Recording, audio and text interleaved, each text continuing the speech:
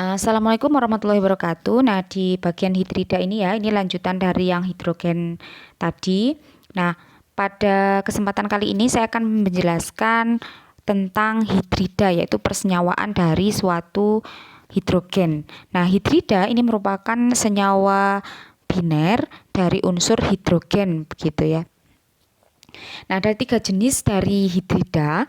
Yang pertama adalah hidrida ionik, yang kedua adalah hidrida kovalen, dan yang terakhir yaitu hidrida metalik. Sebenarnya ada satu lagi intermediate ya, intermediate hidrida. Nah, ini bukan gabungan, ada di antara ya, antara hidrida ionik dan antara hidrida kovalen.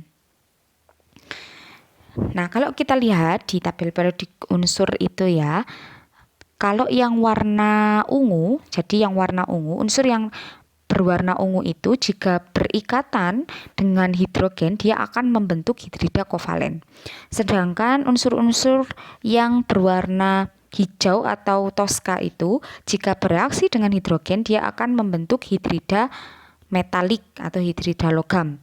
Selanjutnya yang warna orange itu jika berikatan dengan hidrogen dia akan membentuk hidrida intermediate. Kemudian yang warna kuning itu akan membentuk hidrida ionik, dan yang warna ungu muda itu adalah hidrida gap atau tidak membentuk persenyawaan dengan hidrida gitu.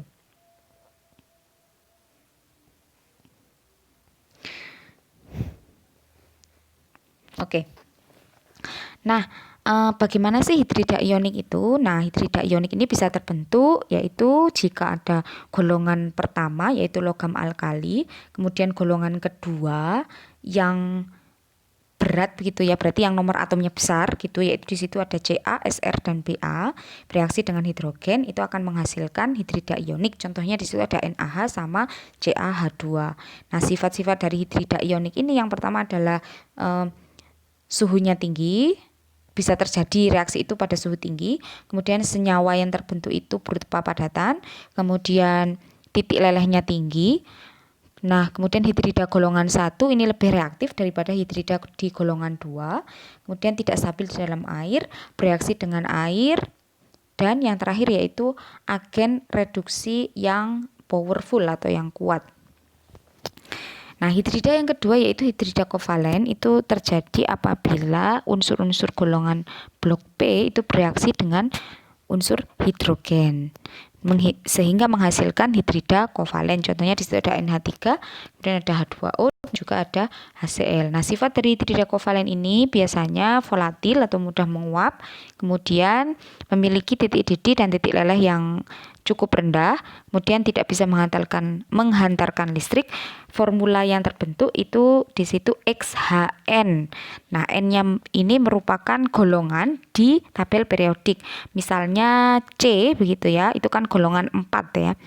Jika X-nya kita ganti C, golongan 4, sehingga yang terbentuk hidrida kovalennya itu adalah CH, N-nya itu golongannya ya CH4. Nah, selanjutnya itu hidrida logam.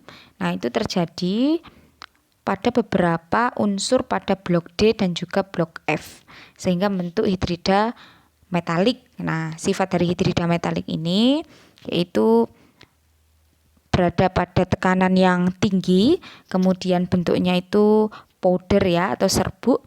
Selanjutnya digunakan sebagai bahan powder dan juga moderator untuk reaksi nuklir, dan yang terakhir yaitu memiliki sifat reduksi yang sangat kuat, cukup kuat gitu. Nah, ini yang terakhir ya, hidrida yang terakhir yaitu hidrida intermediate.